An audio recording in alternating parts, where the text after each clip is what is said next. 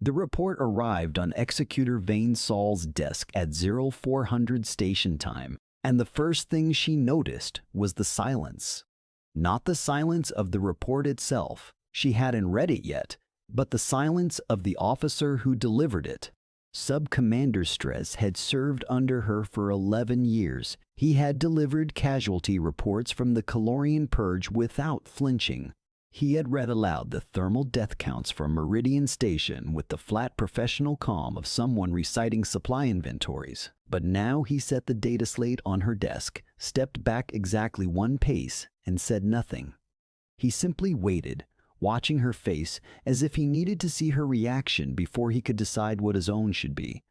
She picked up the slate. The first line read, "Estimated human compliance, 0.0%.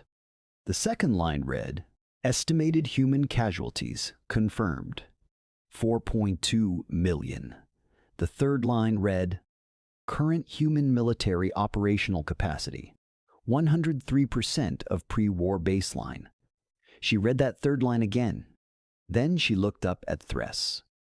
"This is a misprint," she said. He didn't answer.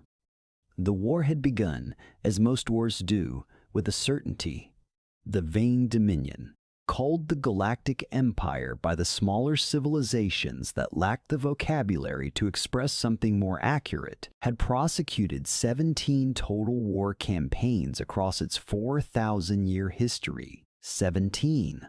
And it had won all 17, not narrowly, not bloodily, not at great cost. It had won them the way a geological formation wins against water, not by fighting, but by being fundamentally more permanent than whatever opposed it. The calculation for humanity had taken the Dominion's Strategic Intelligence Division approximately 9 days to complete. 9 days, which was considered generous since most civilizations required only 3.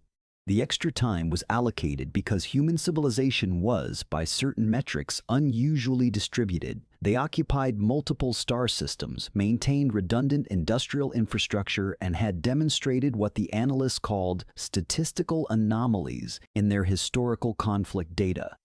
Wars that should have ended in months had lasted years. Casualties that should have produced surrender had instead produced adaptation. The analysts flagged these anomalies. Then they filed them under cultural peculiarity, non-military significance, and proceeded with the standard campaign model. This was the first misinterpretation. The ultimatum was delivered to the human diplomatic vessel UNNCS Ardent Meridian on the 14th day of the 3rd month of Galactic Standard Year 4419. Ambassador Lena Vasquez received it in the ship's small conference room, sitting across a holographic table from Diplomatic Attaché Oren Val of the Dominion's 3rd Expansion Bureau. She read the full document in 11 minutes.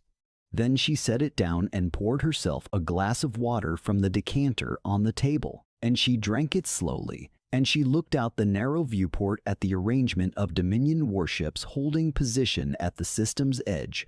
47 capital vessels, their hull geometries designed specifically to be visible at maximum distance, their weapon systems broadcasting active targeting signatures that serve no tactical purpose except to be seen. "You've given us 30 days, she said.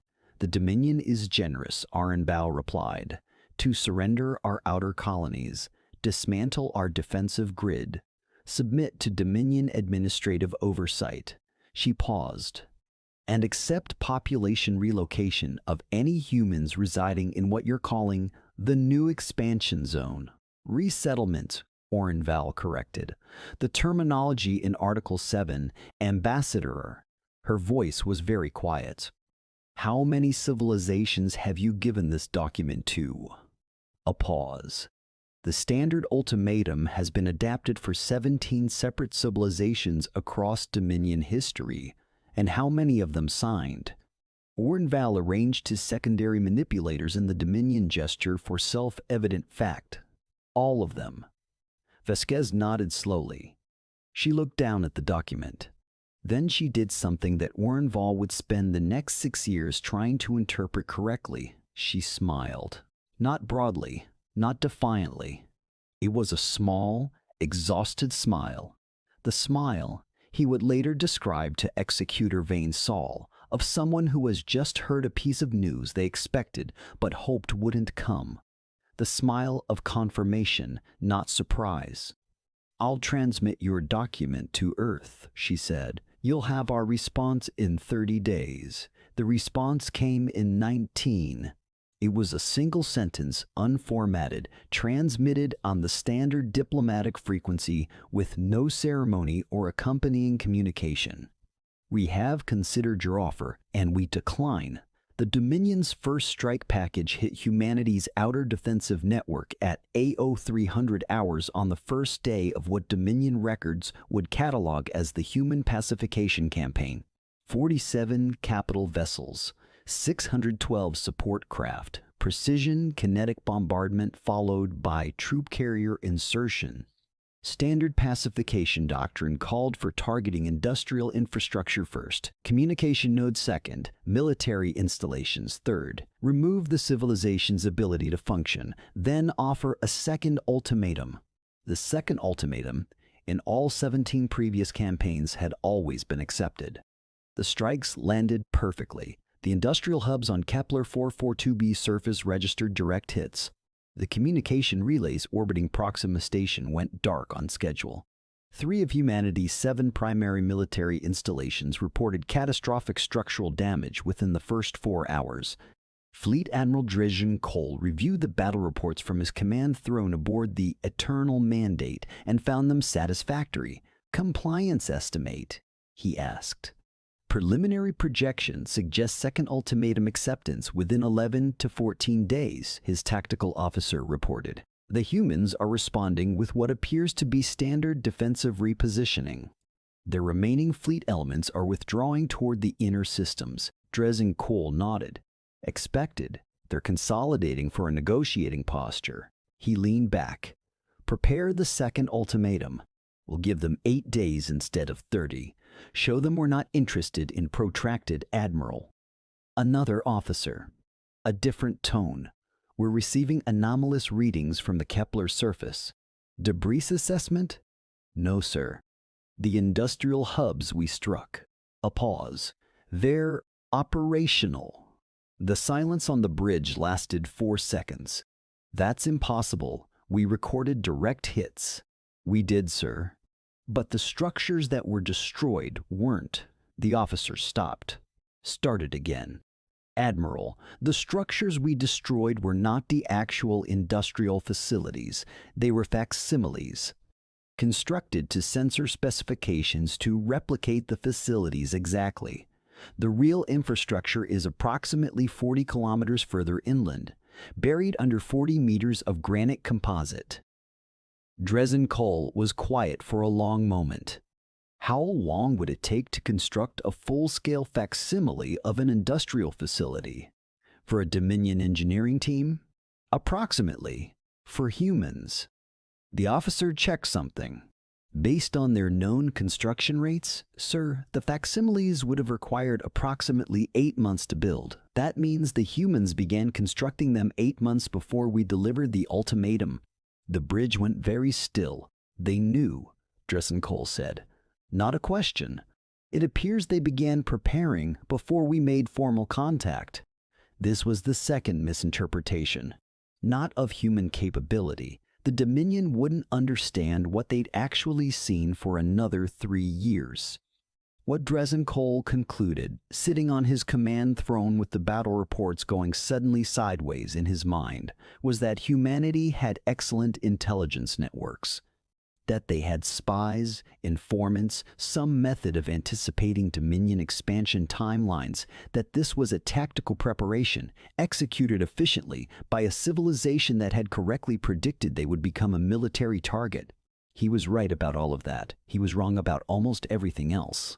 Commander Yara Osei had not slept in 41 hours when the first Dominion ground troops made contact with her unit outside the ruins of what had been, until 9 days ago, the city of Port Callaway on Kepler 442, Bive's northern continent. The city wasn't a ruin because the Dominion had bombed it. It was a ruin because Yara's engineering corps had dismantled it themselves 3 months before the war began and relocated every resident, 340,000 people, to the interior settlement network that the Dominion didn't know existed.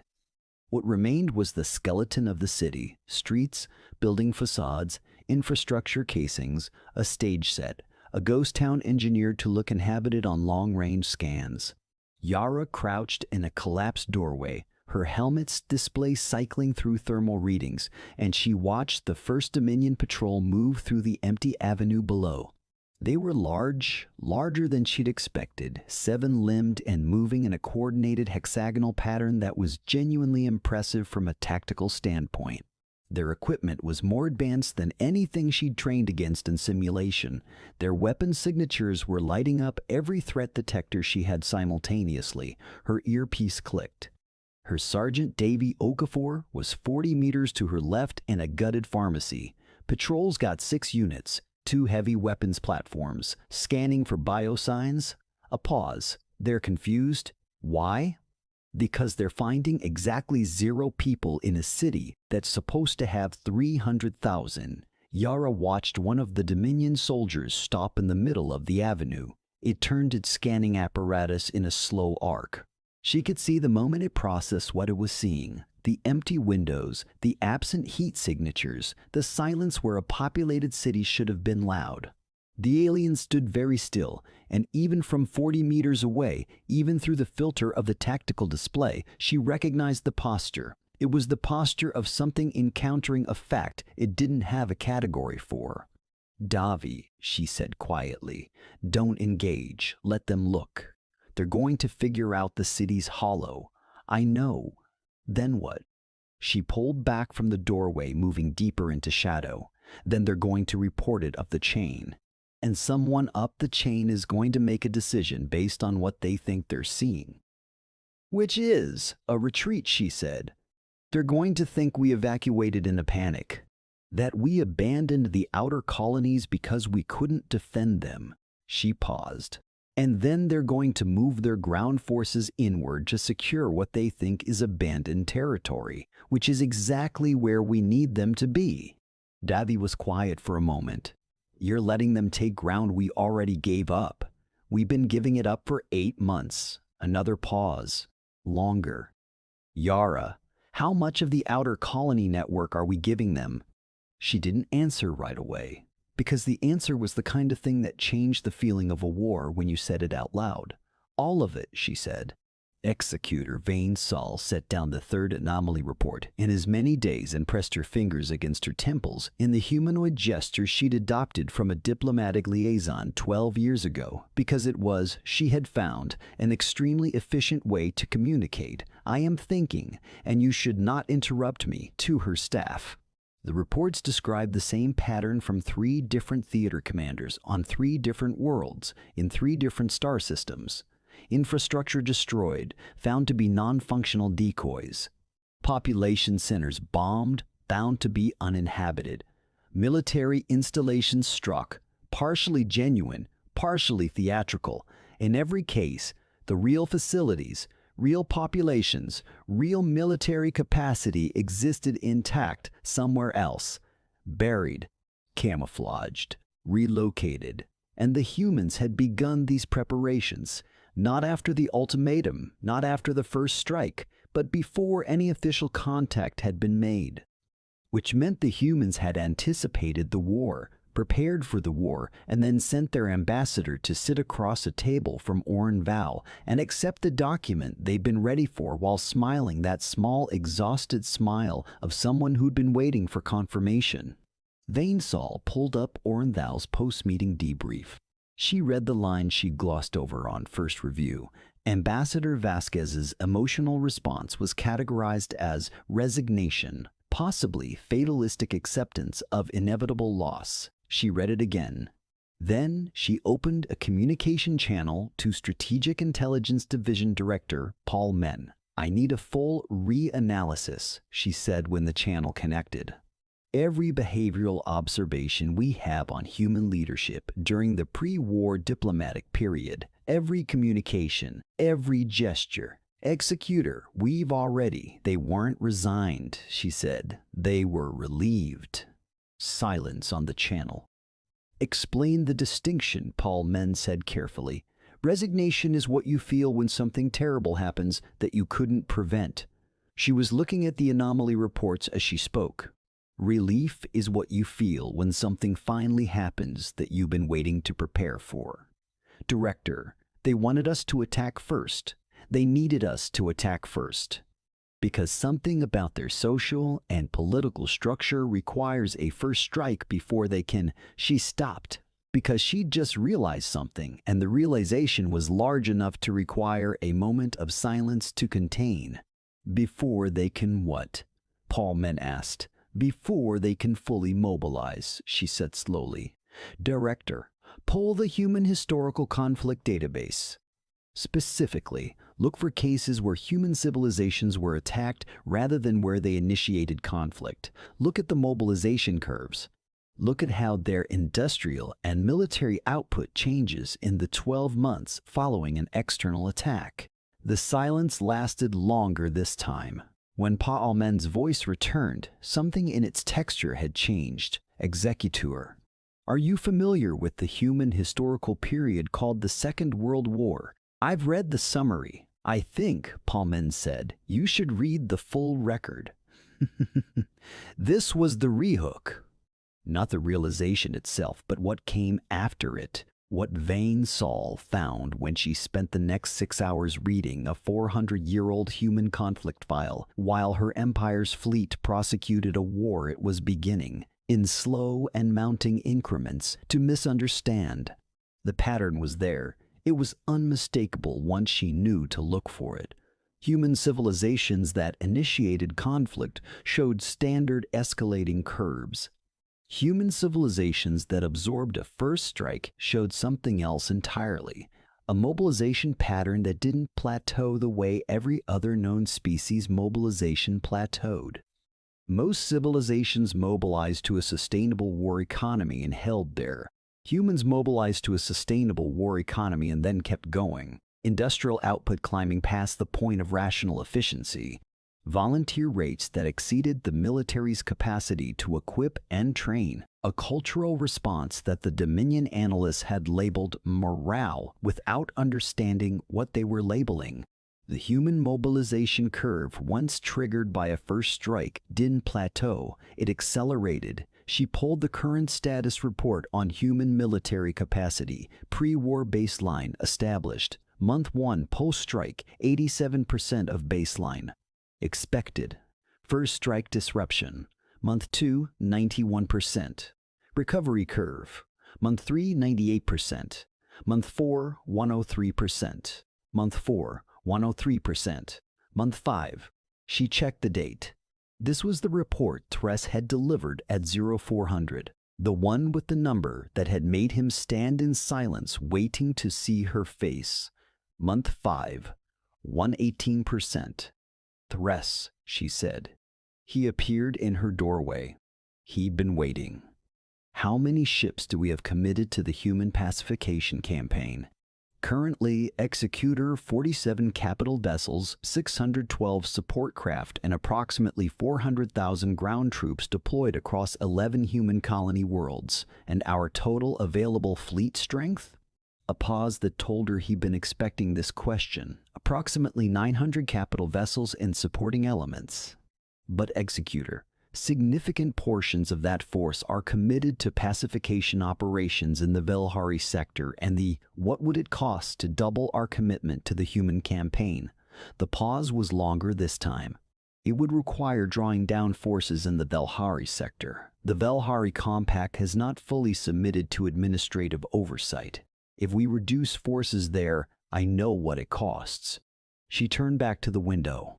The station's viewport showed the ordered geometry of a Dominion administrative hub, a system that had been at peace for 300 years because the Dominion had made peace with it, the only way the Dominion made peace, which was by making resistance more expensive than surrender. What I'm asking is whether we have the capacity. Yes, Executor, we have the capacity. Then commit it. She heard him hesitate. In 11 years, he had never hesitated at an order. Executor, he said. The report also contained something else. Something the analysts flagged but didn't know how to categorize. She turned. They've been receiving transmissions from inside the occupied colonies. Encrypted, very short, very irregular. We're not breaking the encryption, but we can count the transmission events. And the pattern. He stopped. Executor, the pattern suggests coordinated human activity on every occupied world simultaneously, not resistance cells operating independently. Something centralized. Something that's been coordinating across 11 star systems continuously since day one of the campaign. She stared at him. They're still talking to each other, she said. Across every world we're occupying. Not just talking. He crossed to her desk and laid a second data slate beside the first. These are the transmission frequencies plotted over time. She looked at the graph. The transmissions weren't random. They were rhythmic. Increasing. Not the desperate scatter pattern of a resistance trying to stay alive, but a pulse. Regular. Intentional. Growing. They're not hiding, she said. No, Executor. They're counting down to something. Thress said nothing because there was nothing useful to say to that, and in 11 years he had learned when silence was the more honest response. The something arrived 43 days later. Fleet Admiral Dresden Cole was on the bridge of the Eternal Mandate reviewing ground op reports from Kepler 442b when his long-range sensor officer made a sound. Not a word, a sound, involuntary, the kind of vocalization that precedes language because the brain needs a moment to catch up to what the eyes are reporting. Report, Driscoll said. Admiral. The officer's voice was carefully controlled in the way that voices become when their owner is actively preventing them from doing something else. We are detecting fleet emergence signatures at the system's jump boundary. Multiple signatures. Classifying now. Human fleet elements? Yes, sir. Classifying. A pause. Admiral, classification is, the number is, speak clearly. 340 capital class vessels.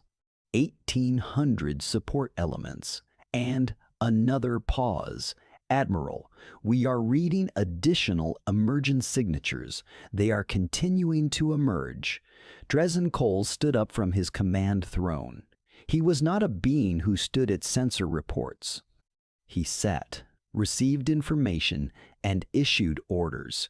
He had been doing this for 30 years in 6 different campaigns. He stood now because his body made the decision before his mind could override it. How many? He said. The number the officer gave him was large enough that Dresden Cole later would remember the wrong number in his initial report to Executor Vane Sull. Not from deception, but because some numbers are too large to record accurately in the moment of shock. He would report 400 capital class vessels. The actual number, confirmed by post-battle sensor logs, was 470. Against his 47, this is their full military capacity? He asked. All of it? No, sir. The officer was checking something with the specific focus of someone who wants to make absolutely sure before saying words they can't take back. Sir, according to pre-war intelligence, this is approximately 40% of their projected military capacity. The other 60%, where is it? We don't know, sir. The 3 mysteries that had opened this war, the decoy cities, the impossible mobilization curve, the encrypted coordination signal, had each seemed, in isolation, like anomalies. Strange but explainable. But standing on the bridge of the Eternal Mandate with 470 human capital vessels emerging from jump and his sensor officer telling him that this was less than half of what humanity had been quietly, continuously building while his troops occupied their outer worlds and he sent compliance projections up the chain of command. Standing there, Dresden Cole felt the specific cognitive vertigo of a worldview inverting. He had not been prosecuting a war against a civilization being pacified. He had been holding humanity's attention while they finished building the thing he was looking at. "Get me Executor Vaimsol," he said. His voice was very steady. He was proud of that. Later, in the way that you are proud of, very small things when everything else is collapsing. The battle that followed lasted 11 days. This is not the place to describe it in full tactical detail because tactics were not, in the end, what made the 11 days significant. What made them significant were the decisions humans made inside them. Decisions that the Dominion fleet kept trying to interpret through the lens of civilizations they had fought before and kept getting wrong. The third misinterpretation happened on day 3. A Dominion captain, Vel Shan, commanding the heavy cruiser Resplendent Law, received orders to hold a defensive line at the Kepler system's third orbital shell while the main fleet repositioned. Holding the line required her ship to absorb the first wave of human contact.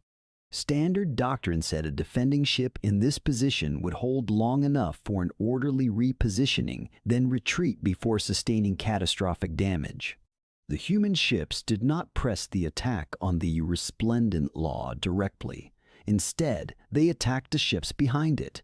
They went around, or more precisely, some went around in a coordinated flanking pattern that the Resplendent Law sensors tracked clearly, while other human ships held the line against Velshan and made enough noise to hold her attention.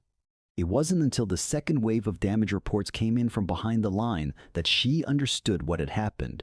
The direct confrontation against her ship wasn't the attack, it was the distraction. This was not a new tactic. Every civilization in the galaxy understood flanking. What was unusual was the ratio. The human ships that went around were a smaller force than the ones that held the center, which meant the humans had sent their smaller force on the mission that mattered and used their larger force as bait. Standard doctrine everywhere in the galaxy was to allocate your strongest force to your primary mission. But the humans had calculated correctly that Dominion pattern recognition would prioritize the larger force, that the Resplendent Law sensors and tactical AI would focus on the greater immediate threat and miss the meaning of the smaller one. They'd use Dominion doctrine against Dominion doctrine. When Velshan relayed her battle assessment to Dresden Cole afterward, she said, "They think about how we think. Not just about what we will do, about why we will believe what we believe, and then they design their movements to feed us a narrative that we'll accept because it matches our models."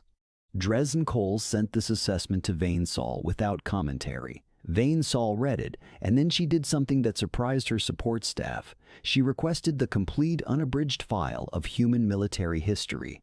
Not the strategic summaries, not the analyst digests. The raw record, 4,000 years of human conflict in granular detail. She read for 14 hours without sleeping. When she finished, she called her chief military advisor, Fleet Marshal Oron Teth, on a secure channel. "Tell me," she said, "what is the projected cost of continuing this campaign to completion?" "Full compliance.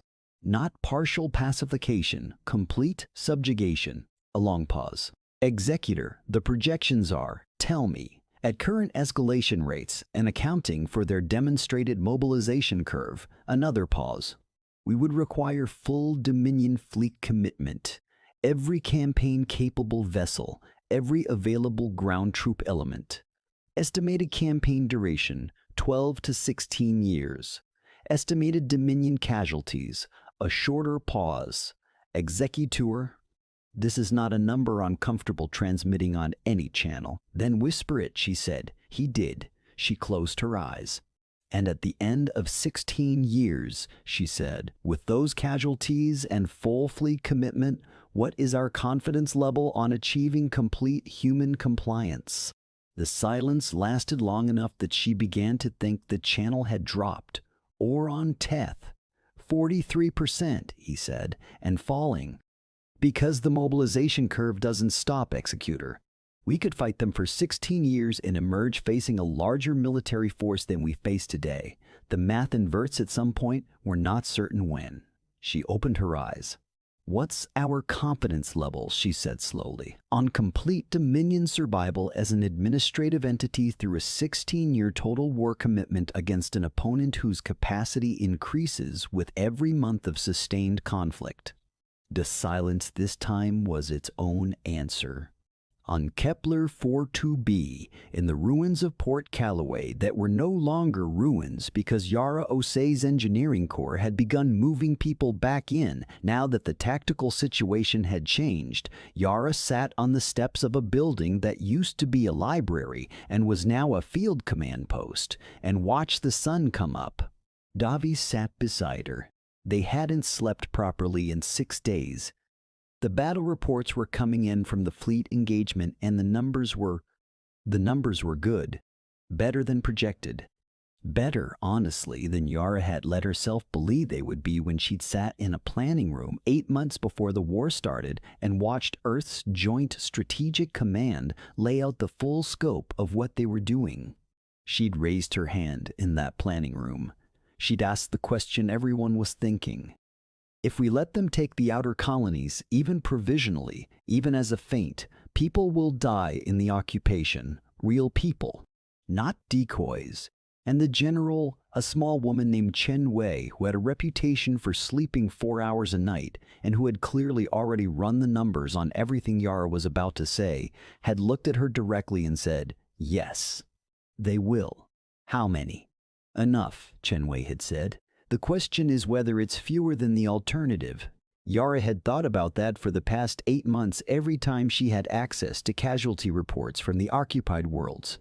The Dominion's occupation forces were not, by the standards of occupying armies, particularly brutal. They were bureaucratic. They were efficient. They were also undeniably foreign entities enforcing rules on human populations through force, and people had died in that enforcement. Not in the hundreds of thousands, not in the millions, but in numbers that had names attached to them, which was the only number that mattered if one of the names was someone you knew. She thought about that now, watching the sun come up. "They're talking," Davi said. He had his earpiece in, and his expression had the particular focused quality of someone processing real-time information. "Fleet says the Dominion main force is pulling back to the system edge. Not retreating, holding position. They've gone to low power configuration. Standing down, requesting a channel." Yara looked at him. "They're asking to talk.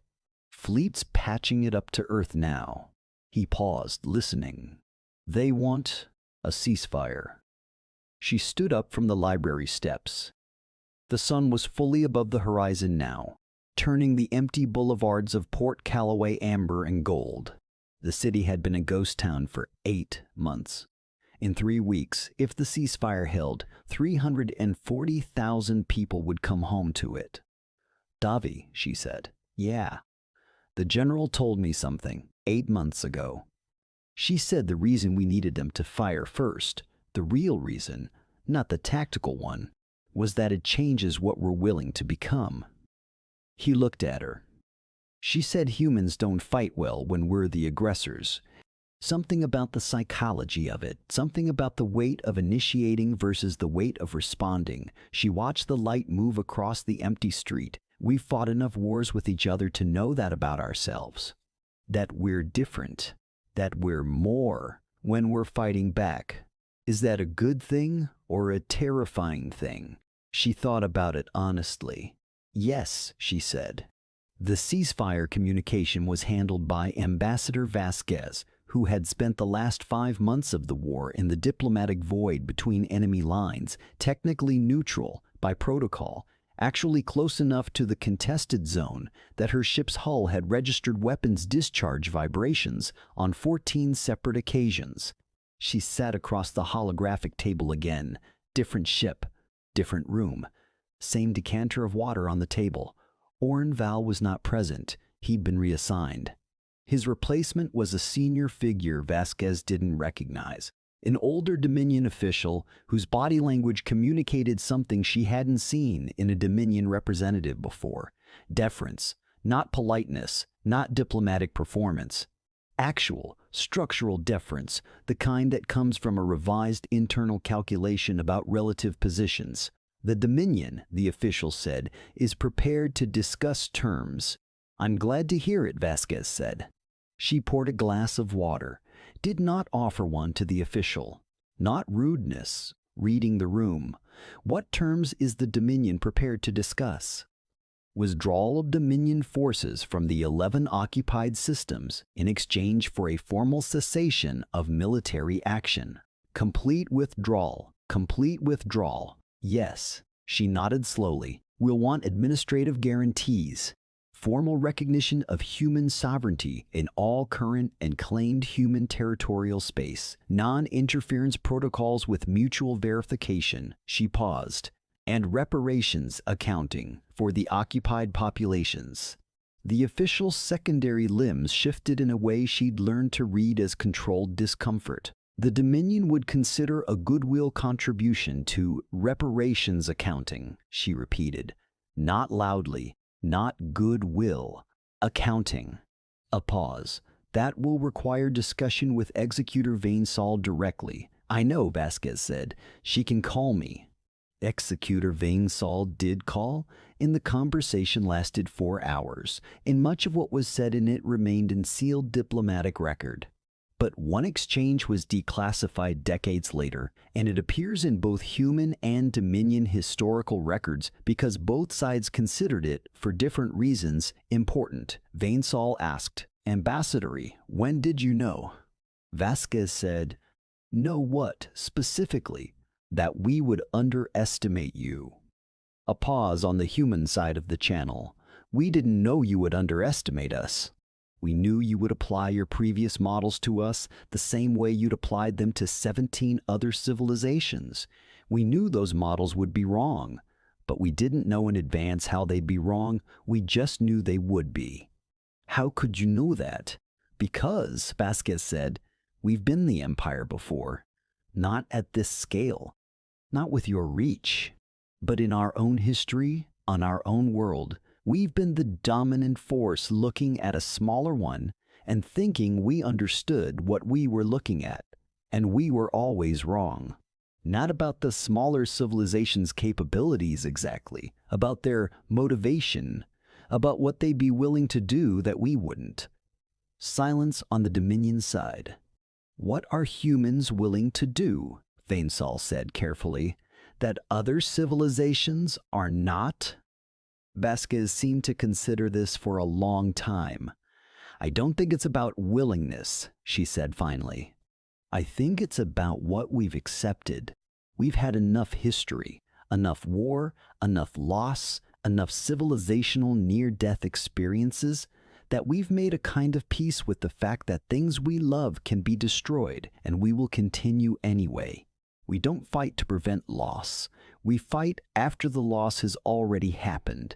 And there's no model for that, because for any rational civilization, the loss is the reason to stop." A pause.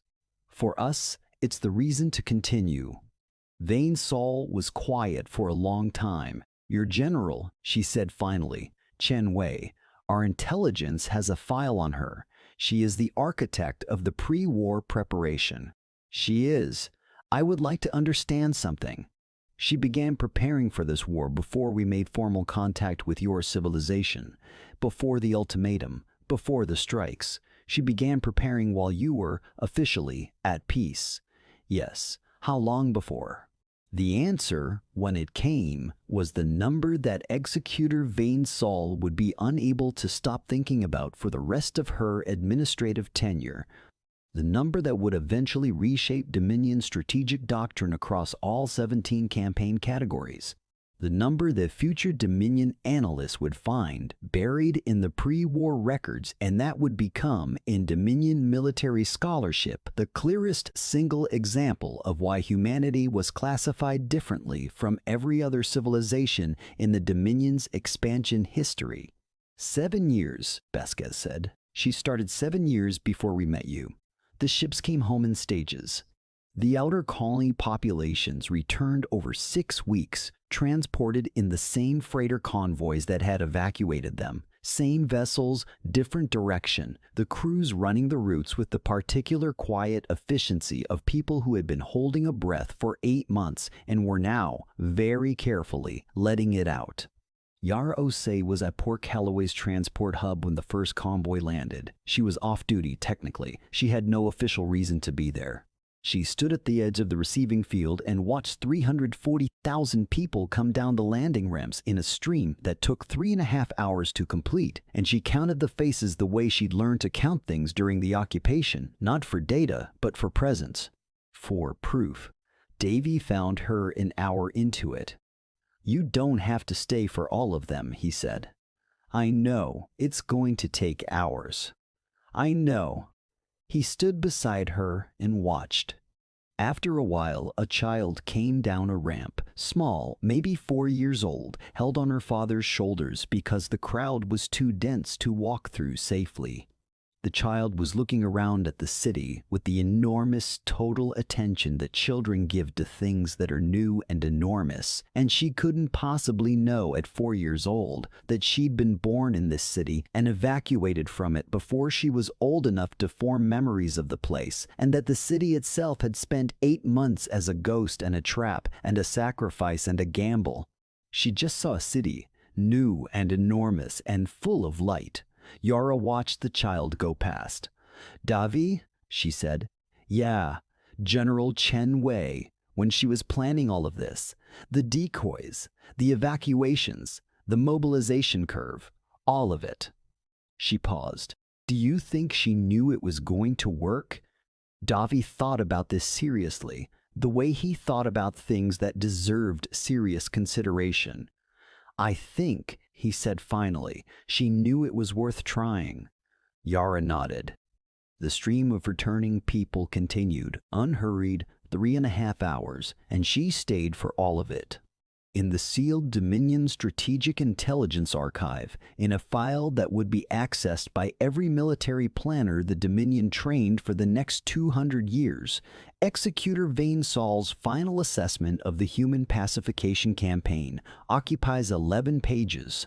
The final paragraph reads, in its officially translated form, "We engaged a civilization we assessed as limited. We applied to them every model we had ever developed for conflict, expansion resistance, and capitulation behavior. Every model failed, not because the models were technically wrong, but because they were built on a foundational assumption that does not apply to this species, that the point of maximum damage is the point of maximum danger to the damaged party. In every other civilization we have encountered, damage and danger are proportional. In humanity, damage appears to function as ignition. We damaged them. We made them more dangerous. We do not, as of this writing, have a revised model. What we have is a warning to not strike a human civilization first, not because they cannot be struck, because of what happens afterward and how long it continues, and that there is no documented instance in their entire history of that continuation stopping before the humans chose to stop it. They are not the strongest species we have encountered. They are the only species we have encountered that does not appear to have an upper limit on how long they are willing to remain in a fight they have decided is worth fighting. We do not know how to model that. We are not certain it can be modeled.